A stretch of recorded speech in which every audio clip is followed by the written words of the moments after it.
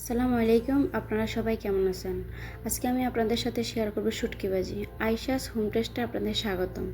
এই যে দেখুন 1.5 কাপ পেঁয়াজ, 1.5 কাপ শুটকি, 1 কাপ কাঁচামরিচ, আধা কাপ টমেটো, 1/3 কাপ ধনিয়া পাতা নিয়ে নিয়েছি। এদিকে আমি চুলার মধ্যে একটা প্যান বসিয়ে দিয়েছি। প্যানটা গরম হয়ে যাওয়ার পর 1 কাপ তেল দিয়ে দিয়েছি। তেলটা গরম হয়ে যাওয়ার পর পেঁয়াজ কুচিটা দিয়ে দিয়েছি। পেঁয়াজ কুচিটা দিয়ে দেওয়ার পর হালকা একটু নাড়াচাড়া করে 1 চামচ লবণ দিয়ে দিয়েছি।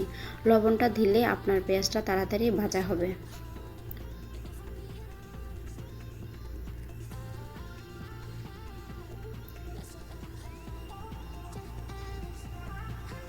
পেঁয়াজ কুচিটা যখন হালকা বাদামি রঙের হয়ে আসবে তখন কিন্তু আমরা উপকরণগুলো দিয়ে দিব। এ পর্যায়ে আমরা উপকরণগুলো দিয়ে 1 চামচ রসুন, 1 চামচ হলুদ দিয়ে ভালো করে তেলের মধ্যে ভেজে নেব।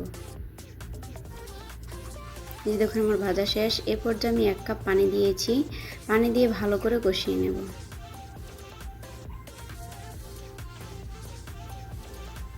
এই যে দেখুন এই পর্যায়ে পানিটা শুকিয়ে গিয়েছে। আরও 2 কাপ পানি দিয়ে শুটকিটাকে ভালো করে সিদ্ধ করে নেব। এই যে দেখুন আমার পানিটা প্রায় শুকিয়ে গিয়েছে। এ পর্যায়ে আমি লবণটা চেক করে নিয়েছি। এই যে দেখুন পানিটা সম্পূর্ণ শুকিয়ে গিয়েছে। এ পর্যায়ে ধনিয়া পাতা দিয়ে হালকা একটু নাড়াচাড়া করে আমি শুটকিটা উঠিয়ে নেব।